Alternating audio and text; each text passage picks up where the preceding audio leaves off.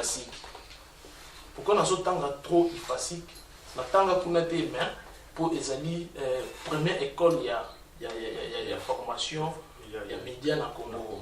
Il y a mon comme numéro 1. Ils ont formé des professionnels, il y a médias. Sauf qu'il y a ifasique au coup de basé belé. Et puis sangana mawa basé belé. So basi si ba comme ça la cabine publique. Mais basé na plus de 100 stations. Il y a des chaînes de télévision. So qui na scène de télévision au coup ta ba pire péta Zakari ba baba suit. Bangwa ne ba vandela maso. Pour magamonge banda ko beba à partir ya wana. Non zala déjà obi magamonge banda ko beba à partir ya wana oui. Dans quel sens? Dans le sens que Zakari ba baba suit toujours jeter les fleurs pour amener vague mon boy dans les médias, mais ils ont qui n'a respect à la déontologie. Ils ont qui en dehors il y a déontologie et tant qu'historien courageux avec qui a besoin de succès à apparaître dans les médias. Pour les médias ils ont si comme on a besoin de succès, mon qui n'y a social il faut passer par là. Les lobes comme business. Tu sais comment il y a un média pour un visa qui n'est pas tout. Tu sais comment il y a un média pour commencer dans mon monde facilement à ça. Donc, tu vis na qui mondialisme, aux mandia, autant que combat battu na télévision pour vivre. Et là, on a au fongoli déontologie éthique et journalistique. Au monde qui ils en est pas battu ba créer yango battu on a son qui sont des Zakari baba avec groupe naé bayana vague wana lelo makambo koma boye même bango moko wana tema ba koma siko ba responsable honorable des Zakari baba sué ba koma su na moi soni nango ba komi na posa et ici là pour la vérité et le média na Congo est commis ambassade ya poto. Comme pose un visa facilement, il faut un journaliste. Il faut aux acteurs et théâtre. Au bois de Kabato, tout va à poto. Là, il y a un PD, il y a commission PD, il faut foutre le bio qui est Paris. C'est ça, pour les autres détruire, on s'en a vu sur les médias. Professionnalisme, les gens qui sous-soutés, comme il y a intérêt. Comme il y a intérêt personnel, comme il y a intérêt, nous sous les Angatina.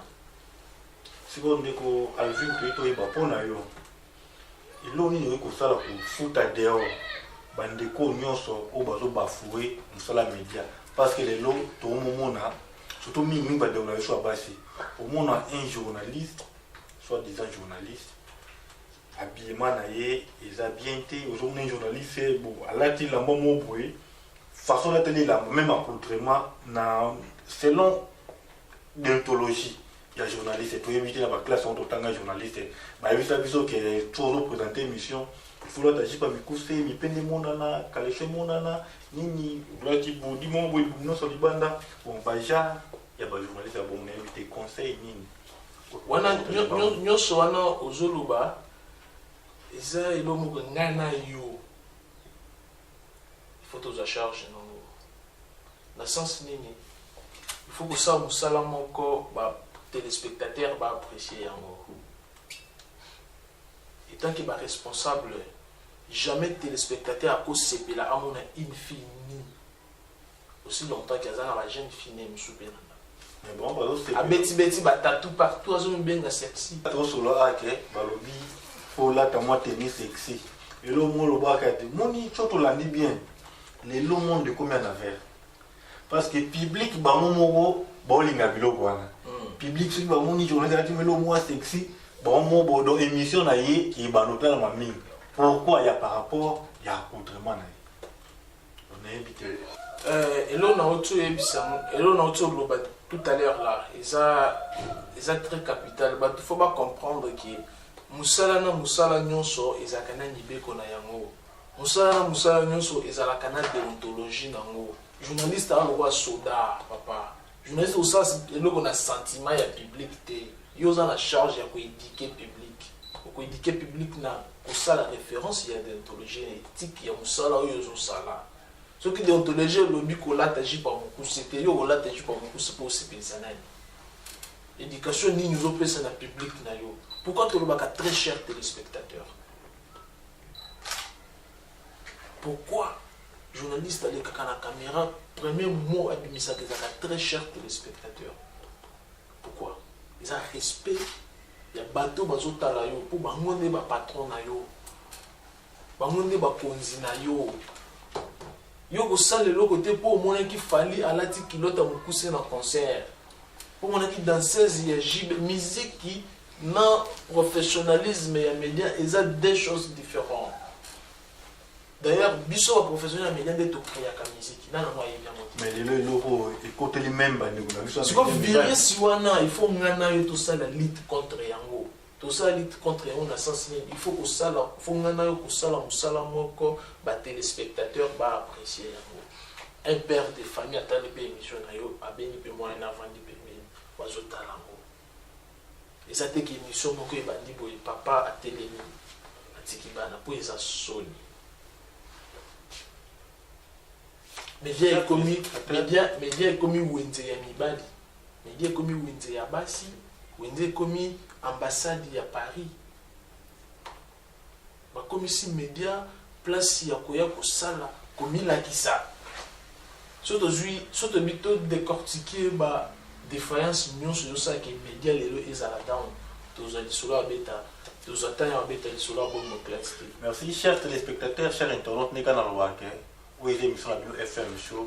Nous allons avoir toujours pour Nabino, pour nous remettre la vérité, pour nous remettre l'information.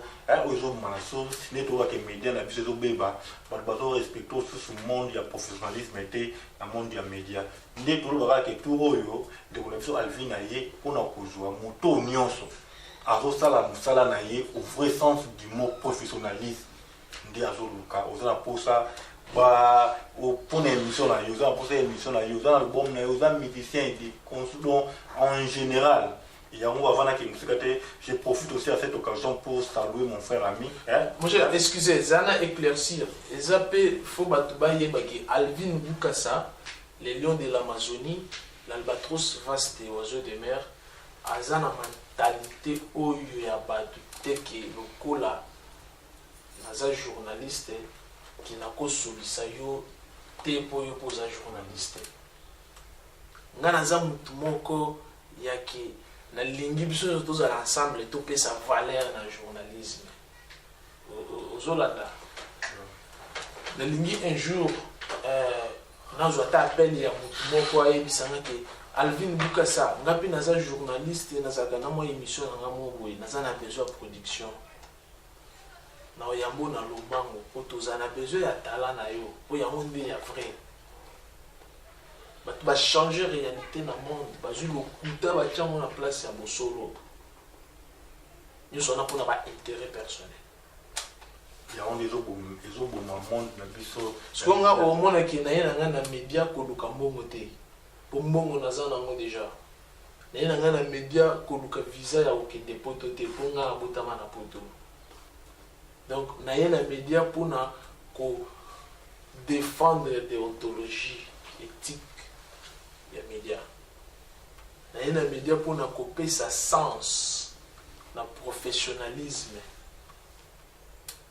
Nous avons les médias pour instaurer le respect de ça déjà dans le cadre des téléspectateurs.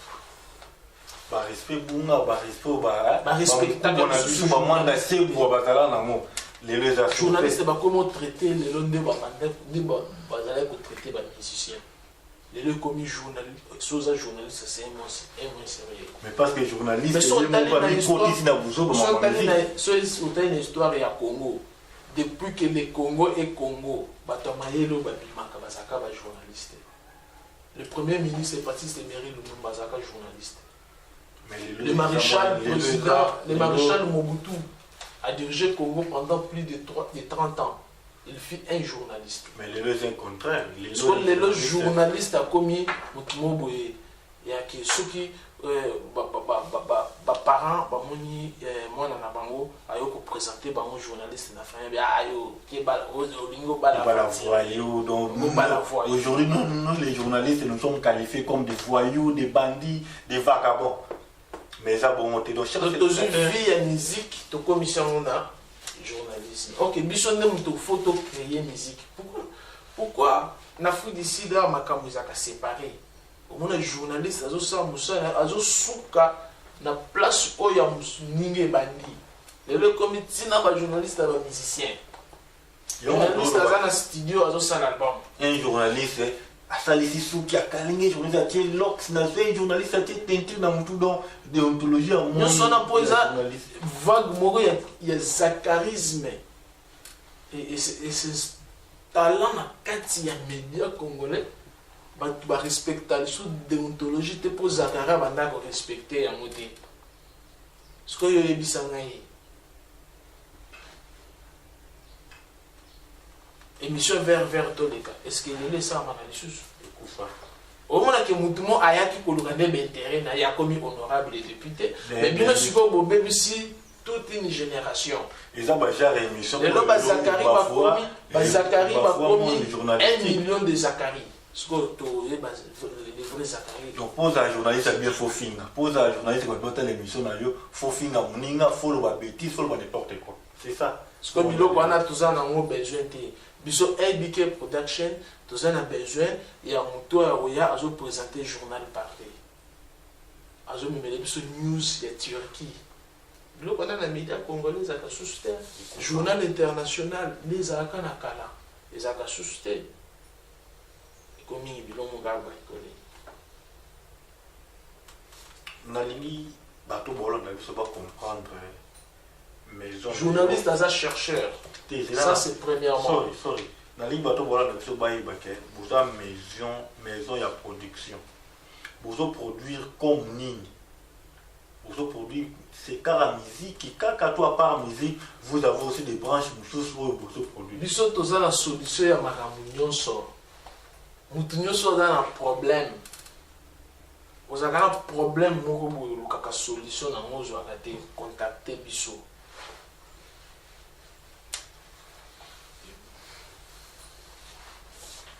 yo banda obotama olukaka mbongo ozwaka te oza na poso ozwa balare contacte biso contacter bien na sens toye na solution ya makambo mbongo na sens ni wode kuma mususu so alinga zo mbongo ko contacter dans quel sens faut bato ba Hollanda ba comprendre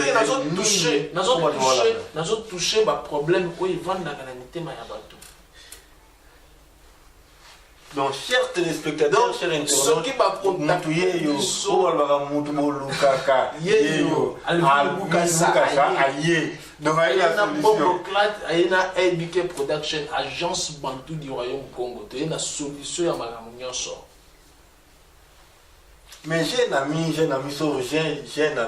alors précisément en Belgique, hein, il s'appelle Tapis Rouge, hein, je profite aussi de cette occasion, mais il y a mis avant la studio, bientôt aussi il va sortir son... Donc il a le bon thé, il a signé, titre dans Moïsa Bidenda. Donc mon ami, hein, la personne va monter bien sûr aux alliés, Tapis Rouge. On a profité de saluer ma Congolais tout dans ma tournée à Bruxelles. Plaisir, il y a trop. Mon ami Junior Koudoura. Papa Koudoura Kassogo, plaisir, il y a trop. Donc Tapis Rouge, producteur, il y a eu ça mon année déjà, donc Singa il a vu ça Bidenda, et c'est lui producteur, il y a eu ça mon année Tapis Rouge, la personne va monter belé, la bande de coups, la personne va bosser sanité, famille Koti. Sanesa, Sanesa, na pesi no mbote belé, na pesi mbote na Santos Kiala, na pesi mbote aussi na ya Santos Kiala na Soyo, ba mbote belé, na pesi ba mbote belé na bienvenue Kumbu Lusala. Donc nous avons émission pour les émissions où même la vérité. Donc bino boulot na partout na Paris, na France, na États-Unis, tous les 4 coins du monde. Et si vous avez na pesi mbote, vient na ngai kobi panzo, famille panzo mo ma pesi no mbote, na pesi mbote na bien rayo Polino Mavinga, petit frère propre et Mavinga. Pourquoi pas aussi à toi, mon grand frère propre, hein? Yo na benga rayo, vient en avio à ça, la pour Pessina Zala. La pièce va monter belé, mon grand frère propre, hein? Gabi Panzo, moi, la Suisse à solo, bateau, bon, ça, la pour, hein? Les missions, la mission, les grands, la commission, mon